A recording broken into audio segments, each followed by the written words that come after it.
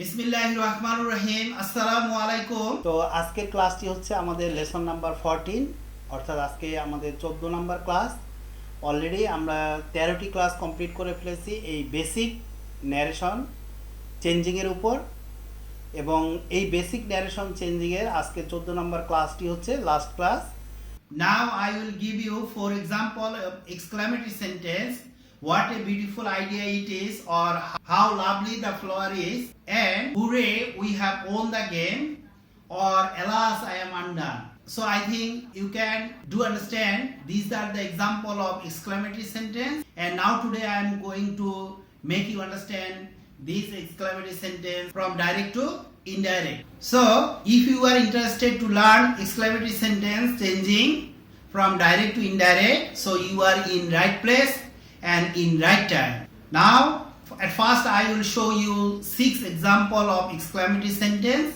I mean six structure with 6 example, and after that I will show you 6 example of exclamatory sentence from direct to indirect. First of all, how to identify exclamatory sentence. প্রথমে আমি দেখাবো actually identify করব কিভাবে exclamatory sentence যে আমরা narration direct থেকে indirect করব, reported স্পিচে যে সেন্টেন্সটি থাকবে সেটা কিভাবে আমরা বুঝবো যে এটি একটি এক্সক্লেমেটরি সেন্টেন্স, সেটা সম্পর্কে অল্প 1 মিনিটে একটু বলে নিব যে এক্সক্লেমেটরি সেন্টেন্সটা কিভাবে চিনতে হবে। Number 1, exclamatory sentence that express strong emotion. Happy birthday me, thank you Ceylon, or I hate you.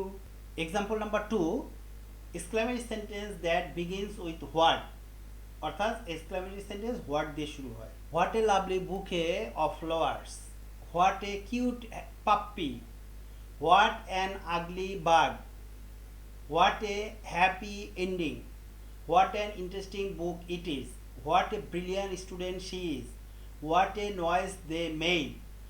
All these are the example of exclamatory sentence because the sentence starts with what and ends with exclamation mark. Example number 3, exclamatory sentence that begin with how.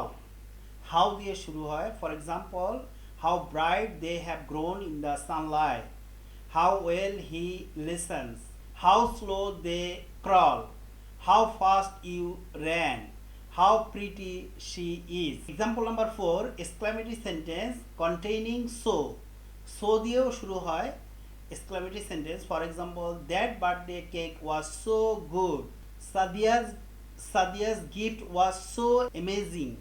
Yeah, that bug is so ugly. I'm so mad right now. Number 5, exclamatory sentences containing hooray. For example, hooray, we have won the game. Hooray এরপর exclamation mark বসবে। Number 6, exclamatory sentences containing alas. Alas, I am undone.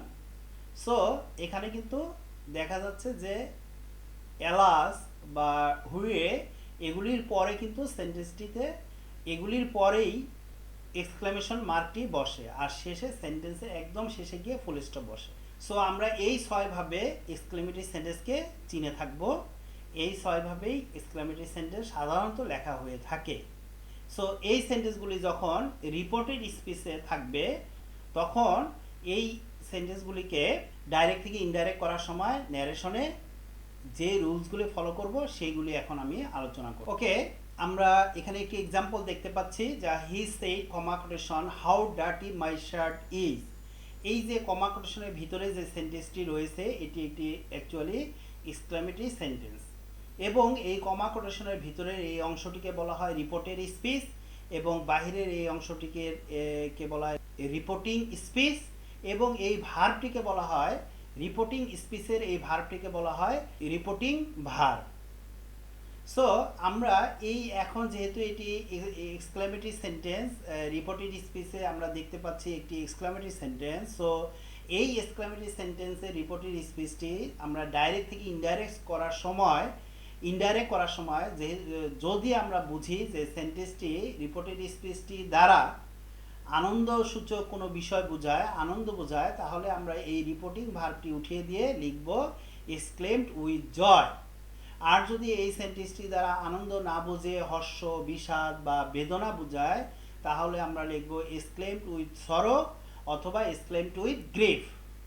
আর উপরের যদি কোনোটি না বোঝায়, অর্থাৎ আনন্দ বোঝাচ্ছে না, হর্ষ, বিষাদ বা বেদনা বোঝাচ্ছে না, তাহলে সেই ক্ষেত্রে আমরা exclaimed with joy অথবা exclaimed with sorrow অথবা exclaimed with grief কোনোটি ব্যবহার না করে exclaimed with wonder ব্যবহার করব রিপোর্টিং ভার্ব হিসেবে। এবং এই যে এখানে এই যে এখানে রয়েছে কমা কোটেশন, এই কমা কোটেশন উঠিয়ে দিয়ে আমরা দ্যাট লিখব, দ্যাট বসাবো। So for example number 1, I say to you, comma quotation, hooray, we have won the game। So এখানে আমরা দেখতে পাচ্ছি hooray, we have won the game, অর্থাৎ এটি একটি এক্সক্লামেটরি সেন্টেন্স। সো এবং হুরে যেহেতু এই সেন্টেন্সটি দ্বারা একটি আনন্দসূচক বিষয় বুঝিয়েছে, তাই আমরা এই সেই টু যে রিপোর্টিং ভার্বটি রয়েছে এটির পরিবর্তে লিখব এক্সক্লেমড উইথ জয়, যেটা অলরেডি আমি বলে ফেলেছি।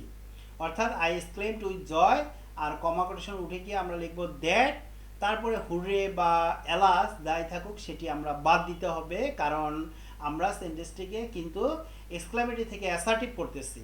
এই কারণে আমরা কমা কোটেশন উঠিয়ে দিয়ে দ্যাট লিখব এবং তারপরে রয়েছে we have won the game, এটি একটি প্রেজেন্ট পারফেক্ট টেন্স, হ্যাভ রয়েছে। সো আমাদেরকে এটি টেন্স পরিবর্তনের নিয়ম অনুযায়ী পাস্ট পারফেক্ট টেন্সে লিখতে হবে we had won the game, we had, have আছে হ্যাড হবে। সো এভাবেই আমরা রিপোর্টিং ভার্ব চেঞ্জ করব এবং কমা কোটেশন উঠিয়ে দিয়ে দ্যাট লিখব এবং অ্যাকর্ডিং টু টেন্স যে টেন্সে আছে সেই অনুযায়ী ডাইরেক্ট থেকে ইনডাইরেক্ট করার সময় যে টেন্সে পরিবর্তিত হবে সেই বিষয়টি নিয়ে আমরা অলরেডি একটি ক্লাসে এই টেন্সের বিষয়ে ডিটেলস আলোচনা করেছি। Please watch the video from my YouTube channel going there in home page. Okay, example number 2, she said to him, comma quotation, alas I am undone, হাই আমার দুর্ভাগ্য। এটি একটি অ্যাকচুয়ালি হর্ষ, বিষাদ বা বেদনাময় বাক্য বা সেন্টেন্স। সো এটি অবশ্যই এই রিপোর্টিং ভার্বটি উঠিয়ে দিয়ে আমরা লিখব এক্সক্লেমড উইথ সরো অথবা এক্সক্লেমড উইথ গ্রিফ। সো এটি হবে শি এক্সক্লেমড উইথ সরো অথবা গ্রিফ, আর কমা কোটেশন উঠে গিয়ে আমরা লিখব দ্যাট আই অ্যাম আনডান, এই অ্যাকচুয়ালি আই হচ্ছে শি, সো আমরা লিখব শি, সাবজেক্ট চেঞ্জ হয়েছে এবং এখানে এম ইজ আর এই প্রেজেন্ট কন্টিনিউয়াসের অক্সিলারি ভার্ব থাকলে হবে ওয়াজ ওয়্যার পাস্ট কন্টিনিউয়াস, যা টেন্সের একটি বিষয়, এবং তারপর রয়েছে under. Example number 3, I said comma quotation what an interesting book it is. Actually এই বইটি অনেক একটা ইন্টারেস্টিং বই, এটি দ্বারা কিন্তু সেন্টেন্সটা আনন্দও বোঝাচ্ছে না আর হর্ষ, বিষাদ বা বেদনাও বোঝাচ্ছে না, একটি বিস্ময়সূচক বিষয় বোঝাচ্ছে, জাস্ট একটা বিস্ময় বোঝাচ্ছে। সো এখানে আমরা এই রিপোর্টিং ভার্বটি উঠিয়ে দিয়ে লিখবো I exclaimed with wonder, comma quotation উঠিয়ে দিয়ে আমরা লিখবো দ্যাট। আর যেহেতু what an interesting book it is, এটা অ্যাকচুয়ালি এক্সক্লেমেটরি সেন্টেন্স, আমাদেরকে অবশ্যই ডাইরেক্ট ন্যারেশন থেকে ইনডাইরেক্ট ন্যারেশন করার সময় সব ধরনের সেন্টেন্সকেই অ্যাসার্টিভ সেন্টেন্সে পরিবর্তিত করতে হবে।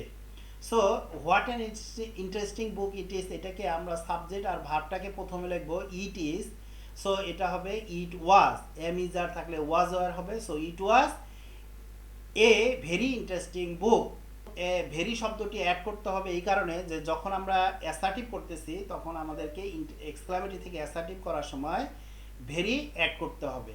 আই থিঙ্ক ক্লিয়ার করতে পেরেছি যে আমরা এক্সক্লামেটরি থেকে অ্যাসার্টিভ করার সময় সাবজেক্ট এবং ভার্বকে প্রথমে লিখব দ্যাট ইট ওয়াজ, আর তারপরে তাই ভেরি অ্যাড করার জন্য ভেরি অ্যাড করলাম এবং যেহেতু অ্যান ছিল তাই সেটি হয়ে গেল এ, কারণ ভেরির পূর্বে অ্যান না হয়ে এ হবে। Okay, example number 4, she said to Hasan comma quotation what a pity. তাহলে এখানে হোয়াট এ পিটি, অফকোর্স এটি একটি এক্সক্লামেটরি সেন্টেন্স। সো এটি দ্বারা এক্সক্লেমড উইথ সরো হবে।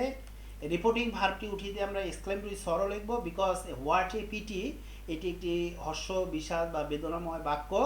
সো এটি হবে she exclaimed with sorrow, comma quotation উঠে গিয়ে বসবে that. What a pity actually এটি একটি এক্সক্লেমেটরি সেন্টেন্সের শর্ট ফর্ম, এরপরে রয়েছে it is, what a pity it is. So ওই ইট ইজটা হবে এখানে ইট ওয়াজ, ইট ওয়াজ। এম ইজ আর থাকলে ওয়াজ হয়। আর এইখানে যেহেতু পিটি রয়েছে তাই আমরা এই এ পিটি রয়েছে, হোয়াট বা হাউ অবশ্যই বাদ দিতে হবে এক্সক্লেমেটরি থেকে অ্যাসার্টিভ করার সময়, কারণ ডাইরেক্ট থেকে ইনডাইরেক্ট করার সময় সব সেন্টেন্সটিকে আমরা অ্যাসার্টিভ করব সব সময়। আর এই কারণে হোয়াট বা হাউ বাদ যাবে এবং এ পিটি রয়েছে তাই এখানে এ পিটি হবে বা লিখতে হবে। Example number 5, he said, comma quotation, how nice the flower is. So এটি আনন্দ বা হর্ষ বিষাদ কোনোটি বোঝাচ্ছে না, তাই এখানে he exclaimed with wonder হবে। আর কমা কোটেশন উঠে গিয়ে আমাদেরকে লিখতে হবে that, আর তারপরে রয়েছে how nice the flower is. So the flower is এখানে সাবজেক্ট এবং ভার্ব এটি, সো তাই হবে the flower was, কারণ এমিজার থাকলে ওয়াজ ওয়ার হয়, যেহেতু দ্য ফ্লোয়ার এখানে সিঙ্গুলার তাই ওয়াজ হবে। আর ভেরি নাইস অর্থাৎ হাউ বা হোয়াট উঠে গিয়ে আমাদেরকে ভেরি অ্যাড করতে হবে এবং এখানে নাইস যে অ্যাডজেক্টিভটি রয়েছে তাই আমরা নাইস লিখব। সো এভাবে he exclaimed with wonder that the flower was very nice, how বা হোয়াট বাদ দিয়ে আমরা ভেরি অ্যাড করব। Okay, example number 6, he said comma quotation how nice.